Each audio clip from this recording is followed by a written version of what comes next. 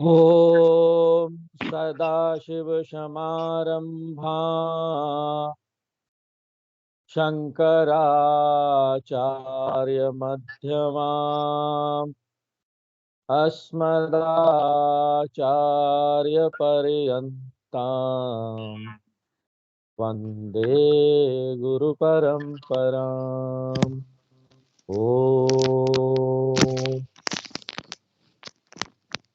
तो भगवान हमको ईश्वर का जो उच्च स्वरूप है उसका ज्ञान दे रहे हैं, उसका लक्षण बता रहे हैं। चौथे से लेकर 10वें नंबर श्लोक तक भगवान ने ईश्वर के 6 लक्षण बताए। पहला बताया कि अव्यक्त ईश्वर, ईश्वर जो है वो इंद्रियों से नहीं दिखाई देता, इंद्रियों के क्षेत्र से परे है, अव्यक्त है, दिखाई नहीं देता। दूसरा जो बताया वो है ईश्वर सर्वगतम है, सब जगह है, आकाश की तरह उसकी कोई सीमा नहीं है। तीसरा जो बताया बताया जगत अधिष्ठानत्वम, जगत को आधार देता है, ईश्वर को जगत आधार नहीं देता। ईश्वर जगत को आधार प्रदान करता है। और चौथा जो बताया असंगत्वम, ये पूरी दुनिया को ईश्वर अपने अंदर समाये हुए हैं, लेकिन ईश्वर दुनिया के किसी गलत काम से गंदा नहीं होता, उससे असंग रहता है, कोई भी चीज उसको अशुद्ध नहीं करती, शुद्ध ईश्वर है। और पांचवा लक्षण जो बताया भगवान ने, जगत सृष्टि स्थिति लय कारणम, भगवान ही जगत का सृष्टि करता है, उसका स्थिति करता है और उसका लय कर देता है। और छठा जो लक्षण बताया वो है कि ईश्वर जो है वो अकर्ता है, अभोक्ता है, कोई भी कर्म ईश्वर को बांधती नहीं। और इसका राज यही है, नैव किंचित करोमीति, मैं कुछ नहीं करता, करते हुए भी मैं कुछ नहीं करता। अहंकार का त्याग कर दो, किसी कर्म से बंधोगे ही नहीं। इसका राज भी बता देते हैं भगवान। देखो मैं कर सकता हूं ना, तो तुम भी कर सकते हो, इसमें क्या है? हाँ? तुम भी मेरे जैसा ऐसा बन सकते हो यहाँ। हाँ? ऊपर उठो और बन जाओ। नैव किंचित करोमीति युक्तो मन्येत तत्ववित् पश्यन् शृण्वन् स्पृशन् जिघ्रन् अश्नन् गच्छन् स्वपन् सुखन्। 5वें अध्याय का 8वां नंबर श्लोक है। अभिमान का त्याग कर दी। और उसके बाद भगवान बताते हैं मया अध्यक्षेन प्रकृति, ये प्रकृति मेरे रहने मात्र से, मेरे अध्यक्ष होने से। भगवान चेयरमैन है, चेयरमैन। एक कंपनी का चेयरमैन होता ना, भगवान दुनिया का चेयरमैन। ये जगत आता है जाता है, चरा चरम पुनः पुनः, व्यक्त होता है अव्यक्त होता है। तो आइए अब हम लोग 11 नंबर श्लोक पढ़ते हैं। अवजानन्ति मां मूढ़ाः मानुषिं तनुमाश्रितम् परं भावमजानन्तः मम भूतमहेश्वरम्। तो इससे पहले वाले श्लोक के साथ ही, जिसको हमने पिछले क्लास में देखा, कृष्ण भगवान जो ईश्वर का लक्षण, इसका जो स्वरूप बता रहे थे, उसका समापन करते हैं। ये बताते हुए, इस बात को हाईलाइट करते हुए, इस फैक्ट को हाईलाइट करते हुए कि आदि ईश्वर जो है अकर्ता है, अभोक्ता है। मेरा वीडियो नहीं आ रहा आप लोगों को? श्रद्धा, मेरा वीडियो आ रहा? हाँ, सबको आ रहा है। निवृत्ति जी, आपकी तरफ से कुछ समस्या होगा तो आप देख लीजिए कि क्यों नहीं आ रहा है। फिर आवाज आ रहा है ना आपको?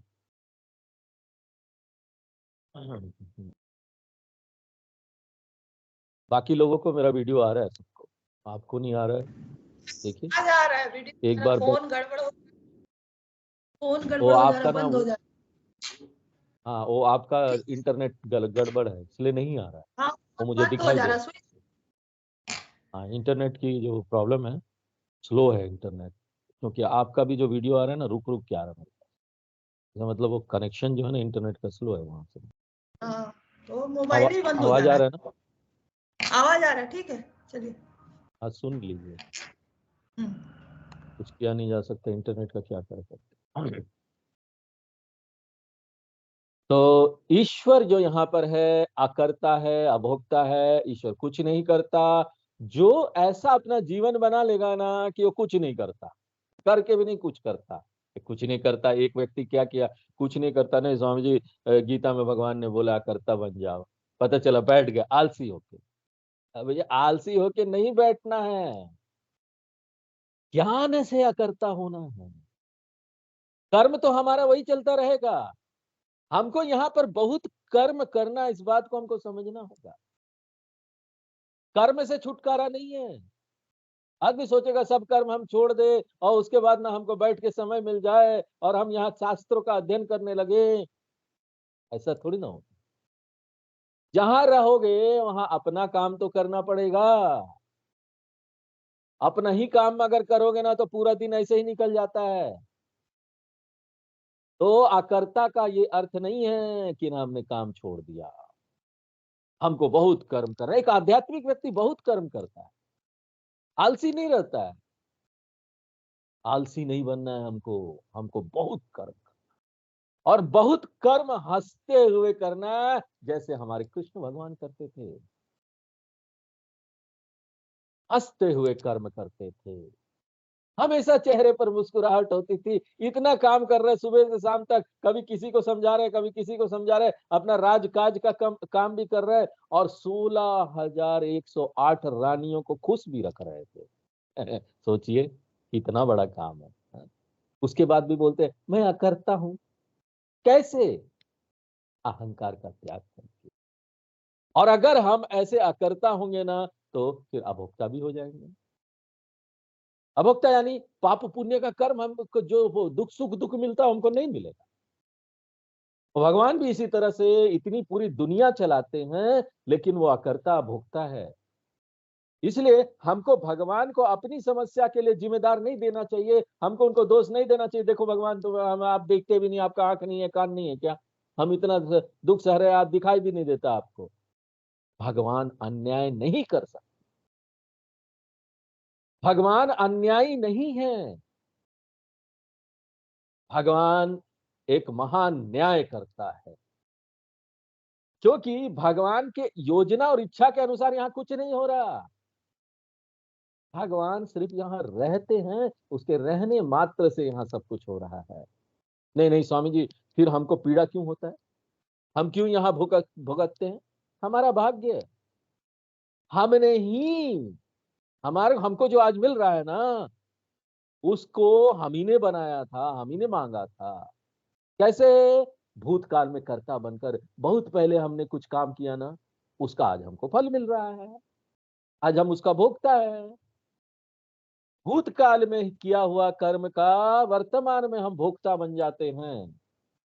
इसलिए we should never blame lord, blame मत दीजिए, भगवान के ऊपर दोष हमको नहीं देना है। यहाँ पर जस्टिस हो रहा है, हर चीज में न्याय हो रहा है।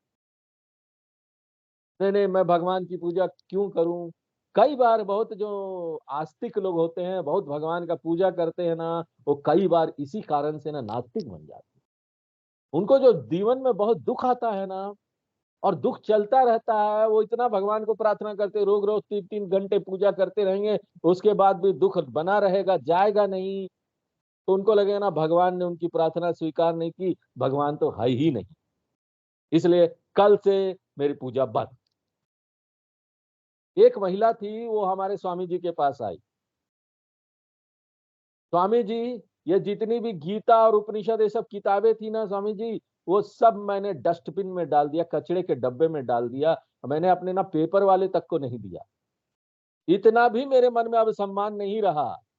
कि मैं उसको पेपर वाले को थमा दूं, कबाड़ी वाले को दे दूं। मैंने तो उसको कचड़े के डब्बे में डाल दिया। क्यों? पता क्यों? स्वामी जी, मेरी लड़की की शादी नहीं हुई। बेचारा भगवान,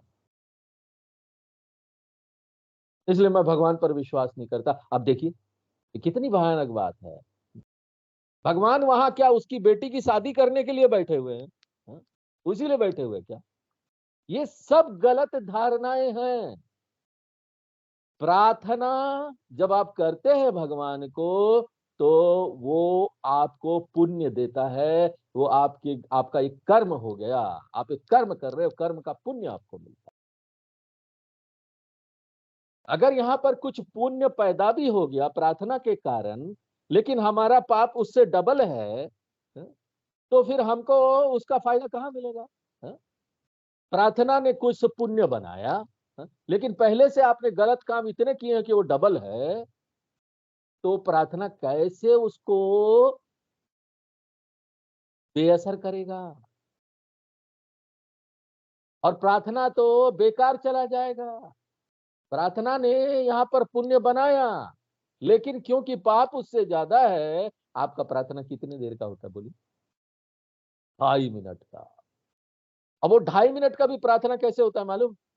वो 2.5 मिनट के प्रार्थना में, भगवान के प्रार्थना में पता नहीं आप कितनी कितनी सारी चीजें सोच लेते हैं। पूरी दुनिया भर में दिमाग चला जाता, सही ढंग से प्रार्थना भी नहीं हो पाता। ना तो प्रार्थना का संख्या ज्यादा है, ना ही उसका गुणवत्ता अच्छा है। गुणवत्ता भी नहीं। ये नहीं कि 2.5 मिनट भी ध्यान से अगर भगवान का प्रार्थना करे, भगवान की तरफ एकदम ध्यान लगाकर, वो भी तो नहीं होता ना। और उस 1-1.5 मिनट की प्रार्थना में हम सोचते हैं हमको सब कुछ मिल जाए।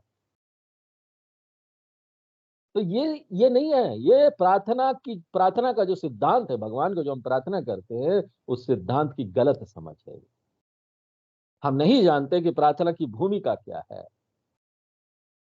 प्रार्थना आपके दुख को बेअसर तभी कर सकती है जब वो पाप से ज्यादा होगा, उससे पुण्य जो पैदा हो रहा पाप। ये प्योर मैथमेटिक्स है। अगर हमारा भगवान को प्रार्थना बेअसर हो गया, भगवान को हमने प्रार्थना की वो फेल हो गया, तो हमको क्या समझना चाहिए? मेरा जो पाप है वो बहुत ज्यादा है।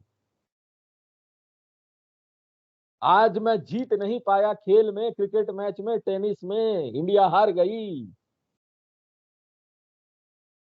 इसका कारण क्या है? पाप ज्यादा था। प्रार्थना हमने किया, लेकिन क्या करें, पाप उससे ज्यादा है। तो ये जो सिद्धांत है प्रार्थना का, वो हम जानते नहीं और उसके बाद भगवान पर दोष डालते हैं। कृष्ण भगवान बोलते देखो, मैं तो अकर्ता अभोक्ता हूं।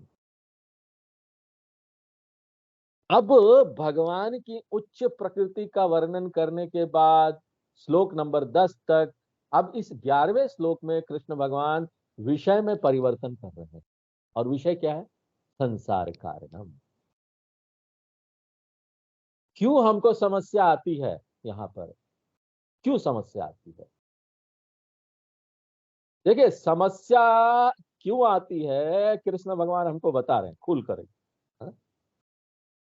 एकदम क्लियर स्पष्ट बता रहे हैं। क्या समस्या इसलिए आती है ना, क्योंकि हम यहाँ पर अस्थाई चीजों से स्थायित्व की अपेक्षा कर रहे हैं। यहाँ पर हर चीज परिवर्तनशील है, हम सोचेंगे सब स्थिर रहे। ये तो गलत अपेक्षा है ना। गलत अपेक्षा number 1।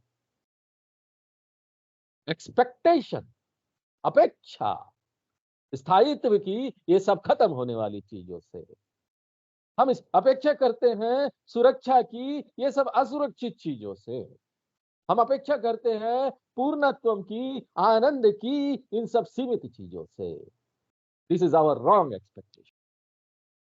All this wrong expectation is the cause of the problem.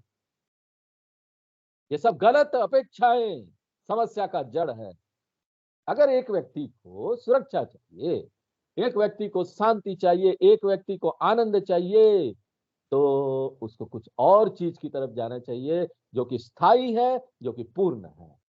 और वो क्या है? भगवान की उच्च प्रकृति। और ये उच्च प्रकृति भगवान का रूपवान है कि अरूप है? कैसा है वो? अरूप है, उसका कोई रूप नहीं है।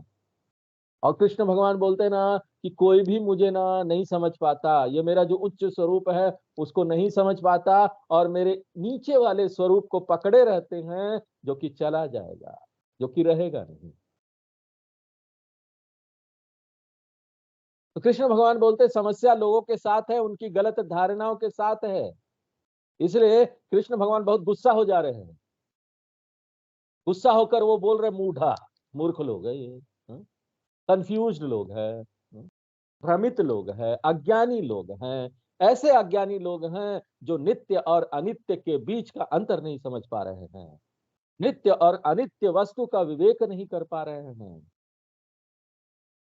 इसलिए देखिए शंकराचार्य जी अपने ग्रंथ भज गोविंदम का शुरू ही इस श्लोक से करते हैं, भज गोविंदम भज गोविंदम, गोविंदम भज मूढ़ मते, संप्राप्ते सन्निहिते काले नहीं नहीं रक्षति त्रिकुंज।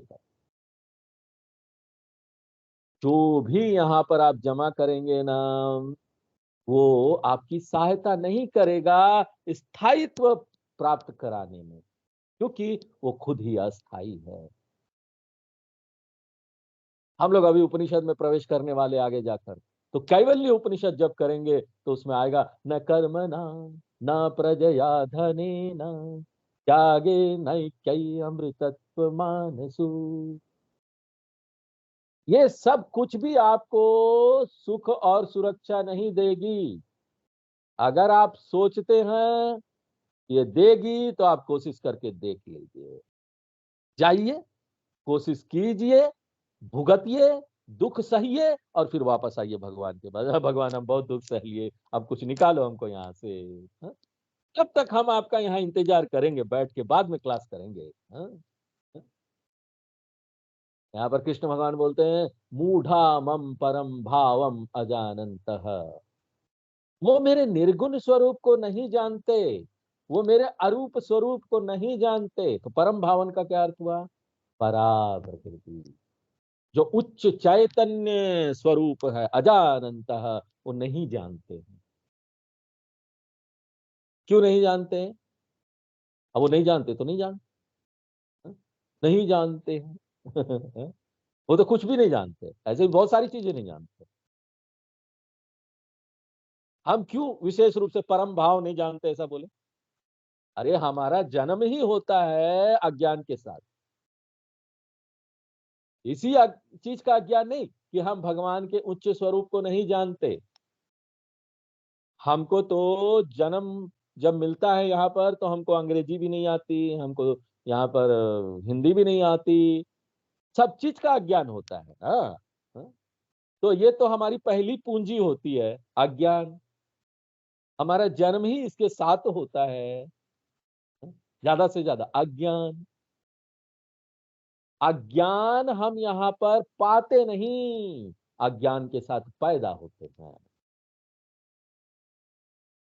जैसे जैसे हम बड़े हो जाते हैं ना, धीरे धीरे बड़ा होता है, बड़े होते हैं, हम सब चीज जानते हैं, भाषा जानते हैं, माँ भाषा सिखाती है, धीरे धीरे बोलना सिखाती है, एक एक करके हमारा अज्ञान दूर होने लगता है।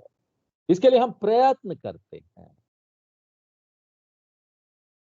तो अज्ञान होना कोई पाप नहीं है, लेकिन अज्ञान को जारी रखना, चलने दो जैसा है चल रहा है। उसी तरीके से ये जो भगवान के उच्च स्वरूप का ज्ञान है, ये चल रहा। क्यों हमने कोशिश नहीं की कभी इसको दूर करने का? और हम अज्ञान को कैसे दूर कर पाएंगे? ज्ञान प्राप्त करके। निर्गुण स्वरूप का ज्ञान होना चाहिए हमको। अगर सिर्फ आंखें बंद करके ध्यान ध्यान करेंगे, बैठे रहेंगे ऐसे करके, हम सोचेंगे कि हमको ज्ञान हो जाएगा, तो ज्ञान नहीं होगा, हमको सिर्फ नींद आए। निठल्ले, बिना काम के, बिना मेहनत के, प्रयास के अगर हम बैठे रहेंगे, तो हमको यहाँ निर्गुण स्वरूप का ज्ञान नहीं होने वाला है।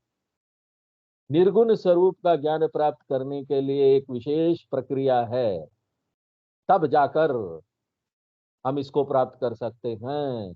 और वो हम हर जगह देख रहे हैं हमको वेदांत का श्रवण मनन और निधिध्यासन करना पड़ेगा, समय देना पड़ेगा हमको, ताकि ना हम इस ज्ञान को प्राप्त कर पाए। और यहाँ पर ये जो लोग हैं ना, जिसके बारे में भगवान बोल रहे हैं, ऐसे लोगों को तो वेदांत से ही एलर्जी। वो देखते हैं ये लोग बैठ के पढ़ रहे हैं, पढ़ाई कर रहे हैं, अरे क्या समय नष्ट कर रहे हैं क्या? ऐसे लोगों को ना तो शास्त्रों का अध्ययन का मूल्य ही नहीं पता कि गीता का अध्ययन करना कितना मूल्यवान है, उपनिषद का अध्ययन करना कितना मूल्यवान है। इसलिए तो वो ब्रह्म के बारे में नहीं जानते, अज्ञानी है।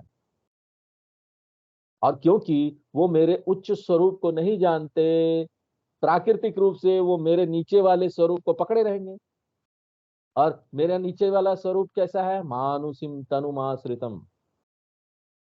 मेरा नीचे वाला जो स्वरूप है, मेरा निजी रूप, कृष्ण भगवान, राम जी, रंकणी माँ, शिव भगवान, काशी विश्वनाथ, देवी जी, कोई भी रूप, वो मेरा नीचे वाला स्वरूप है। मेरा जो उच्च स्वरूप है अव्यक्त है, मेरे इन ऐसे सब इंद्रियों से परे है। जो भी इंद्रियों के अंदर आ जाएगा, जिसको भी हम देख सकते हैं, अनुभव कर सकते हैं, वो भगवान का नीचे वाला स्वरूप है। और अगर वो इंद्रियों के अंदर आ रहा है, वो सीमित भी है, समय से सीमित है। भगवान का रूप अगर है तो समय के साथ सीमित हो जाएगा। उनका एक जन्म का दिन होगा, अष्टमी नवमी मनाते हैं हम लोग।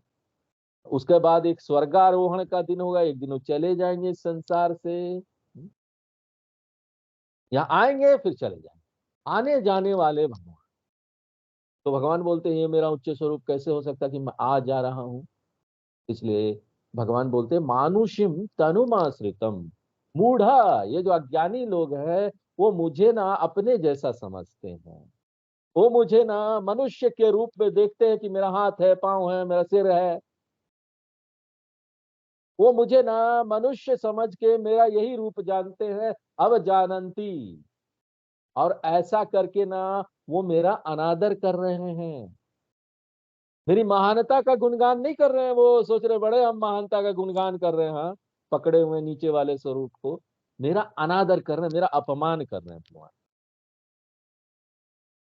शंकराचार्य जी एक लेख, एक उन्होंने लिखा है, श्लोक वगैरह लिखे हैं, परा पूजा, बहुत सुंदर श्लोक है। और वो बोलते हैं उसमें कि हे भगवान, षोडश उपचार पूजा के नाम पर हम षोडश अपचार कर रहे हैं। अज्ञान के कारण हम पूजा यहाँ शुरू करते हैं, षोडश उपचार पूजा करते हैं ना, हमने 16 स्टेप होता है पूजा करने के लिए।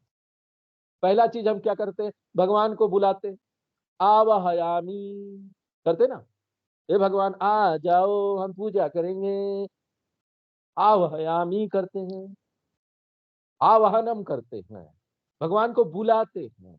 ऐसे जैसे भगवान यहाँ है नहीं, कहीं और है, वो आएंगे।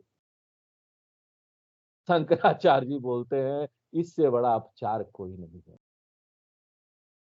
उसके बाद हम उनको क्या देते हैं? आसनम समर्पयामी। हे भगवान आपका आसन है, इसमें बैठ जाइए। शंकराचार्य जी बोलते हैं 2x2 का आसन अब भगवान को दे रहे हैं। अरे भगवान वो आसन है जिसमें ये पूरी सृष्टि बैठी हुई है उन्हीं के गोद में। तो ये अपचार नहीं हुआ? ये क्या उपचार हुआ? ये अपचार है।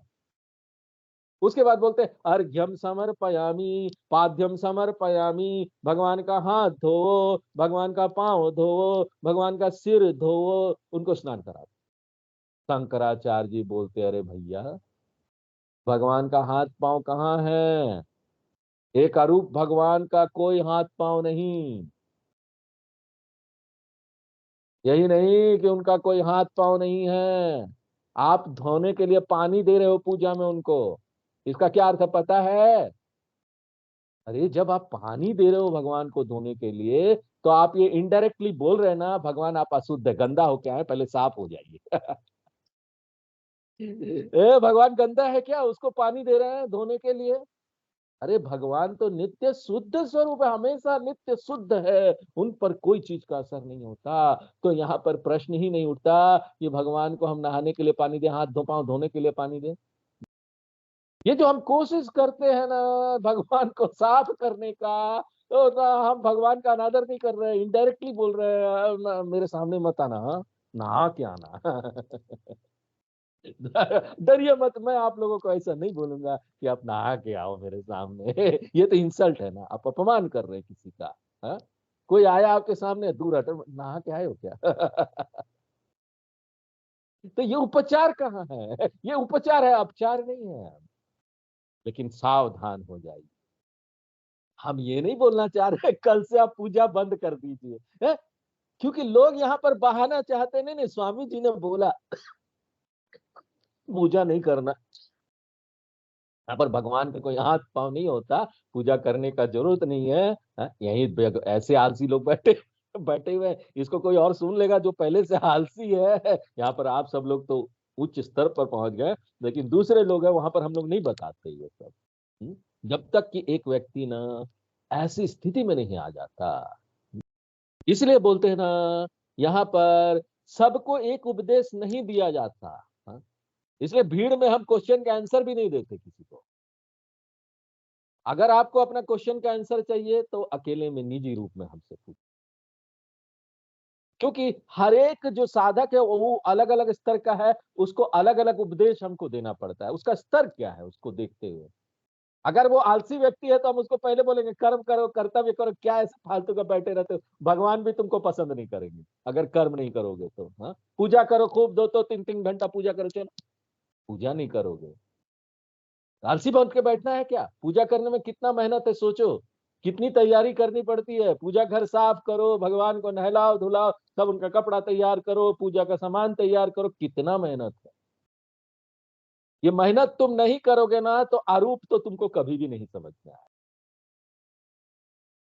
तो यहाँ पर ऐसे लोग हैं जो ये सुनकर ना बहाना बना लेंगे, नहीं नहीं स्वामी जी ने, अगर हम थोड़ा सोचो, रील बना दिए 1 मिनट का रील, इसमें से ये चीज निकाल के हमने डाल दिया, पिछला वो सुने ही नहीं है 9वें अध्याय तक, 8 अध्याय सुने ही नहीं है ऐसे लोग, और अगर हमने 1 मिनट का रील यहाँ से निकाल के डाल दिया फेसबुक पर, तो सोचिए लोग क्या सोचेंगे।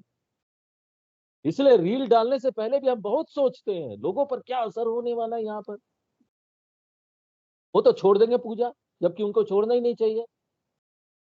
इसलिए एक गुरु के पास कोई व्यक्ति जाता है ना, तो गुरु उसको पूरा अच्छी तरीके से समझते हैं पहले। इसलिए गुरु का संग रहना, सामने रहना, हर बात को बताना, हर चीज, क्यों? गुरु समझते हैं फिर उसका स्तर क्या है, उस हिसाब से उसको उपदेश देते हैं। सबके लिए एक उपदेश नहीं हो सकता। शुरुआत में जो एक व्यक्ति अभी आध्यात्मिक लाइन में आया है, शुरू कर रहा है, उसके लिए निर्गुण ईश्वर देखना बहुत कठिन है, वो नहीं देख सकता। तो फिर शंकराचार्य जी इसकी निंदा क्यों कर रहे हैं, क्यों बोलते हैं, इसकी निंदा क्यों करते हैं? देखिए शंकराचार्य जी निंदा किस चीज की कर रहे हैं मालूम है? आप शुरू कीजिए निजी भगवान से, खूब पूजा पूजा कीजिए, लेकिन पूरा जीवन उसमें होम मत कर दीजिए, पूरे जीवन उसी जगह पर रुके मत रहिए। सगुण ईश्वर की पूजा करना शुरुआत है, लेकिन वो अंतिम नहीं है। सगुण ईश्वर की पूजा करते हुए आपको एक दिन निर्गुण ज्ञान में आना पड़ेगा, साकार से निराकार में आना पड़ेगा, सगुण से निर्गुण में आना पड़ेगा, अपरा से परा में आना पड़ेगा, अचेतनम से चेतनम में आना पड़ेगा। और कृष्ण भगवान बोलते हैं ये लोग तो जानते ही नहीं है बात। इसलिए ये महान महानता महानता गुणगान करने के नाम पर वो मेरा अनादर करते हैं, अनादर अवजानंती, वो मेरा डिसरेस्पेक्ट करते हैं, मेरा रेस्पेक्ट नहीं कर रहे हैं वो। जब तक वो मेरा उच्च स्वरूप को नहीं जानेंगे तब तक क्या समस्या बनी रहेगी मालूम है? वो कभी भी सुरक्षा और पूर्णत्व प्राप्त नहीं कर पाएंगे, क्योंकि सुख सुरक्षा और पूर्णत्व मेरे उच्च स्वरूप में ही है। मेरा जो उच्च स्वरूप है वही एकमात्र, वही स्रोत है सुरक्षा का। निर्गुण ब्रह्म जो है वही स्रोत है सुरक्षा का। क्यों? इसके पीछे क्या लॉजिक है, क्या तर्क है? देखिए निर्गुण ब्रह्म के अलावा जो भी चीजें हैं यहाँ है ना, सगुण रूप में आप देखेंगे ना, माया। आप जो यहाँ इतने भगवान का रूप देख रहे हैं वो भी माया है। और जो भी सब सगुण माया का अंदर आ जाएगा ना, वो क्या हो जाएगा? पदार्थ हो जाएगा, भौतिक हो जाएगा। और कोई भी चीज जो भौतिक है ना, वो ऊपर नीचे होगा, कभी है कभी नहीं है। हाँ? कृष्ण भगवान आए, चले गए, कृष्ण का अवतार आया, उन्होंने लीला की, चले गए। कब तक आप आने जाने वाले शरीर को पकड़े रहेंगे? कब तक ये रहने वाला है बोलिए? यहाँ पर हम बहुत सारे लोगों के साथ जुड़ जाते हैं, सोचते हैं हमेशा मेरे साथ रहेंगे। कौन हमेशा रहा है यहाँ? अस्ति जायते वर्धते विप्रीणमते विनश्यति षड्विकारवत एतद स्थूल शरीरम तत्वबोध याद कर लेनम। और उसके बाद हम शिकायत करते हैं? चले गए चले गए चले गए। ए भगवान का, ये भगवान आपका क्या आंख और कान नहीं है? आपको मेरा दुख नहीं दिखाई देता है? देखिए चले गए वो। भगवान बोलते अरे भैया क्यों रो रहे हो? कई वर्षों से गीता में ने मैंने यही चीज तो बोला था, तुम्हारे कान में गया नहीं क्या? बहुत स्पष्ट रूप से गीता में मैंने तुमको ये सब बता दिया था, तुमने मेरी गीता ध्यान से सुनी नहीं, और तुम चाहते हो मैं ध्यान से तुम्हारा रोना सुनूं? हं? ये कैसा तुम आक्रमण कर रहे हो? अच्छी तरीके से समझो, पकड़ के मत रखो। जो चीज यहाँ परिवर्तित हो रहा है, यहाँ पर परिस्थिति है, आज ऐसा है कल नहीं रहेगा। यहाँ पर वस्तु है, जो आज है नहीं रहेगा। यहाँ पर लोग है, आज है नहीं रहेंगे। लोग मर रहे हैं, चीजें खत्म हो रही है, परिवर्तित हो रही है। क्या होगा अगर हम इन सब चीजों को पकड़ के रखेंगे? तो आप भुगतेंगे, पीड़ा प्राप्त। वो वाला उदाहरण याद कीजिए, हम कार्डबोर्ड के चेयर का उदाहरण देते हैं ना, गत्ते का चेयर। पूरी दुनिया जो है ना, गत्ते का चेयर। गत्ते का चेयर का उपयोग आप क्या कर सकते हैं? सब कुछ कर सकते हैं, लेकिन उसमें बैठ नहीं सकते। बैठेंगे तो गत्ते का चेयर में बैठने जाएंगे ना, गिर के मुंह फूट जाए। दुनिया पर आप भरोसा करके उसके ऊपर निर्भर नहीं रह सकते। दुनिया पर या परिवर्तित होने वाली चीजों पर भरोसा करना, उस पर निर्भर रहना, यही संसार है, संसार का कारण है। इसलिए भगवान बोलते हैं परम भावम अजानंतः। परम भावम क्या है? मम भूत महेश्वरम। मैं उच्च भगवान हूं, भूतों का भगवान। इसलिए शंकर भगवान को दिखाते ना प्रतीक रूप में, सारे भूत के भगवान है। भूतों का भगवान। मैं पूरी पूरी जो सृष्टि है उसका आधार। ऐसा जो निर्गुण स्वरूप है ना, ये लोग जानते नहीं है। उनके ऊपर भरोसा करो, वहां पर टिके रहो। प्राकृतिक रूप से क्या होगा इससे? आइए 12 नंबर श्लोक पढ़ते हैं। मोघाशा मोघ कर्माण मोह सा मोह कर्माण मोघ ज्ञान विचेतसः मोघ जानाभिचेतसः राक्षसीम् आसुरीं चैव राक्षसीम् आसुरीं चैव प्रकृतिं मोहिनीं श्रिताः। अकृतं मोहिनीं श्रिताः। तो संसार कारण के बारे में 11वें श्लोक में बताने के बाद, अब जो यहाँ पर श्लोक शुरू हो रहा है 12 से लेकर 19 तक, कृष्ण भगवान यहाँ पर अलग अलग प्रकार के लोगों के बारे में बात करेंगे, जो अपनी समस्या को अलग अलग प्रकार से सुलझाने का प्रयत्न करते हैं। कुछ लोग जो है वो अपनी समस्या को बड़े ही वेदनशील तरीके से, बुद्धिमान तरीके से सुलझाने का प्रयत्न करते हैं, क्योंकि उन्होंने समस्या का निदान कर लिया।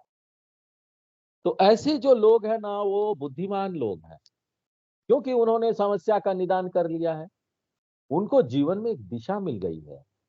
और निदान क्या है? निदान ये है कि यहाँ पर मानसिक रूप से खत्म होना हो जाने वाली चीजों पर, नश्वर चीजों पर निर्भर रहना जोखिम भरा है। वो भगवान पर निर्भर रहते हैं, वो सीख जाते हैं हमको भगवान पर कैसे ही निर्भर रहना है। तो हाँ, इसलिए हम बार बार बोलते हैं ना, दुनिया पर निर्भरता से अपनी निर्भरता शिफ्ट कीजिए भगवान के ऊपर, और उसके बाद भगवान के ऊपर निर्भरता से शिफ्ट कीजिए अपने ऊपर निर्भर। तो हमको जो निर्भरता की वस्तु है ना, दुनिया से भगवान की ओर ले जाना है। इसको बोलते हैं सही दिशा में यात्रा करना। लेकिन कृष्ण भगवान बोलते हैं यहाँ पर बहुत सारे लोग, बहुत सारे क्या, ज्यादातर लोग, उन्होंने समस्या का निदान नहीं किया है। हाँ? और क्योंकि उनकी सोच, उनकी विचार गलत है, दुर्भाग्यवश वो अपने अनुभव से भी सीख नहीं पा रहे हैं। वो निर्भर रहते हैं वस्तु पर, और वस्तु चला जाता है और वो रोना धोना शुरू कर देते हैं। वो क्या करते हैं, जब एक नश्वर वस्तु चला जाता है तो वो ना दूसरे नश्वर वस्तु को पकड़ लेते हैं। ये ऐसे ही है, कैसा है मालूम है, दुनिया में आप कर क्या रहे हैं? पहले सिगरेट पीते थे, सिगरेट का लत छोड़ने के लिए खैनी पकड़ लिया, खैनी खा रहे हैं आप। एक लत से दूसरे लत में आ गए। एक व्यक्ति पर निर्भर थे, वो चला गया, दूसरे व्यक्ति पर निर्भर हो गया, फिर वो भी चला जाएगा। या तो आप चले जाएंगे रोते रोते बिस्तर पर, हाय रे जा रहा हूं। कोई ना जाए, जाना तो है ही, हमको भी जाना है। तो एक सीमित चीजों पर निर्भर रहना, हाँ, और उसके बाद फिर दूसरी सीमित चीजों पर निर्भर हो जाना, बदलते रहना अपना जीवन, यही कर रहे हैं। क्या हमको अपने खट्टे अनुभव से, संसार में जितना खट्टा अनुभव हमको हुआ है, दुख भरा अनुभव हुआ है, उसे हमको सीख नहीं लेना चाहिए? कृष्ण भगवान बोलते हैं ये लोग ना वो करते नहीं। ज्यादातर लोग ना बुद्धू है, बूढ़ा है। और ये कैसे होता है, यहाँ पर विस्तार से ना बड़े सुंदर तरीके से भगवान ने बताया है ये प्रक्रिया को। ये जो मनुष्य का लक्ष्य है, मनुष्य जो काम करता है, किसी भी तरह का जो मनुष्य का लक्ष्य ना, वो तीन तीन कैसे वो बनता है, उसका कोई भी काम होता है, कोई आगे कुछ करना है, तो उसके तीन चरण है। कोई भी मनुष्य का कर्म का ना तीन चरण, एक तो है जानाति, दूसरा है इच्छति, तीसरा है यतते। पहला जो चरण है वो जानाति, हम जानते। कोई भी कर्म करने से पहले हमको उस कर्म से क्या परिणाम होगा, क्या करना है, वो सब जानते हैं हम, तभी करते। तो पहला जानने की क्रिया आती। सुबह सुबह हमने अखबार देखा, या हमने आजकल कौन अखबार देखता है, यूट्यूब देखा, फेसबुक देखा, हमने निर्णय लिया हमको आज क्या करना है। हाँ? आज इंटरनेट पर अखबार भी आ जाती है, तब आजकल अखबार का ऑनलाइन संस्करण आ गया है। आज संडे है, और यहाँ पर दिसंबर, नवंबर, दिसंबर और जनवरी के महीने में लखनऊ में बहुत सारे प्रोग्राम होते हैं, गाने का, नाचने का, नृत्य का। यहाँ पर अलग अलग हॉल है, सब बुक होता है। हाँ? और उसके बाद कई सारे मेला वेला भी लगते हैं। ये सारी चीजें हमारी जानकारी में आ जाती है, आज यहाँ पर सेल लगने वाला है, हमको जानने में आया। उसके बाद हमारे मन में इच्छा हुई, चलो आज यहाँ जाते हैं। कोई भी इच्छा जो हमारे मन में आती है ना, वो ज्ञान पर आधारित है। क्या आप ऐसी कोई चीज की इच्छा कर सकते हैं जिसके बारे में आप जानते नहीं? हाँ? मान लीजिए मैं आपसे पूछूं, आपको गुड़गुड़ गुड़गुड़ चाहिए, आप पूछेंगे स्वामी जी गुड़गुड़ गुड़गुड़ है क्या? आप ये मत पूछिए गुड़गुड़ गुड़गुड़ क्या होता है। हाँ? आपको चाहिए क्या? आप बोलेंगे जब हमको पता ही नहीं कि आप क्या बोल रहे हैं, तो हम कैसे बोल दें कि हमको चाहिए? जिस चीज के बारे में आप जानते हैं, उसी चीज के बारे में आपकी इच्छा हो सकती है। नहीं जानते कहां से इच्छा होगी? तो यहाँ पर ना ज्ञान होता है, ज्ञान के कारण ही इच्छा होती है, और इच्छा के कारण फिर हम कर्म करते हैं कि चलो वहां घूमने चलेंगे। पता चल गया ना, इसलिए फेसबुक पर इतना ऐड आता है और यूट्यूब पर इतना ऐड आता है, फोन में देखते रहते हैं, कभी कुछ आ गया, कभी कुछ आ गया, खरी खरी वीडियो आता है यहाँ का वहां का, घूमने का वीडियो बहुत देखते रहेंगे, इधर उधर घूम रहे हैं, फिर जाने का मन कर जाएगा। अरे बार बार देखते हुए जाने का मन कर जाएगा। ज्ञान हुआ तभी तो इच्छा हुई ना। ज्ञान शक्ति से इच्छा शक्ति, और इच्छा शक्ति से फिर क्रिया शक्ति। आप जाएंगे चल के वहां। पूरा जीवन यही प्रक्रिया है। हम कुछ भी शुरू करते हैं ना, तो पहले यहाँ दिमाग में, मन में वो बात आती है। घर भी बनाना ना, पहले प्लानिंग होती है, मन में ये बात आती है, हाँ ऐसा ना घर बना। फिर देखिए पूरा का पूरा घर बन जाता ना। बात शुरू कहाँ हुआ था? यहाँ आपके दिमाग में वो शुरू हुआ था। तो इस दुनिया के बारे में हमारी समझ सही नहीं है। क्या हमारी दिशा क्या होनी चाहिए, कुछ स्पष्ट समझ नहीं है। क्या क्या लक्ष्य होने चाहिए इस दुनिया में हम आए हैं, यहाँ पर क्या क्या हमारा लक्ष्य होना चाहिए, क्लियर अंडरस्टैंडिंग नहीं। अगर ज्ञान शक्ति का गलत उपयोग हम करेंगे, मान लीजिए उल्टा सीधा ज्ञान हमने ले लिया, हा? अच्छे ज्ञान के बदले हम कुछ कुछ और देख रहे हैं, और हमारी इच्छा कुछ कुछ और हो गई, ज्ञान शक्ति से इच्छा शक्ति गलत हो गई, तो हमारी क्रिया भी गलत हो जाएगी। हम गलत गलत काम करेंगे और उसके बाद गलत गलत दिशा लेंगे अपना जीवन का, गलत दिशा में जाएंगे और समस्या में पड़ जाएंगे। तो कृष्ण भगवान बोलते हैं यहाँ पर ज्यादातर लोगों को ये जानकारी नहीं। और जानकारी क्यों नहीं है? शास्त्रों का अध्ययन करते ही नहीं है। सब कुछ करेंगे, लेकिन जहां शास्त्रों का अध्ययन का बात आएगा ना, अरे क्या करेंगे पढ़ के, क्या करेंगे? रामचरितमानस पढ़ रहे हैं, गीता पढ़ रहे हैं, क्या करेंगे? आपको पता चलेगा आपकी जीवन की दिशा क्या होनी चाहिए। ज्ञान आएगा तभी तो इच्छा करेगा ना, तभी तो आप उस डायरेक्शन में जाएंगे। तो ये ज्ञान लेना, पढ़ाई करना, ये फंडामेंटल नेसेसिटी है, अनिवार्य है अगर आपको जीवन में दिशा चाहिए। यही आगे भगवान बताने वाले हैं, जो कि हम लोग अगले क्लास में देखेंगे। आगे यही करेंगे। पूर्णमदः पूर्णमिदं पूर्णात् पूर्णमुदच्यते पूर्णस्य पूर्णमादाय पूर्णमेवावशिष्यते। ओम शांति शांति शांति।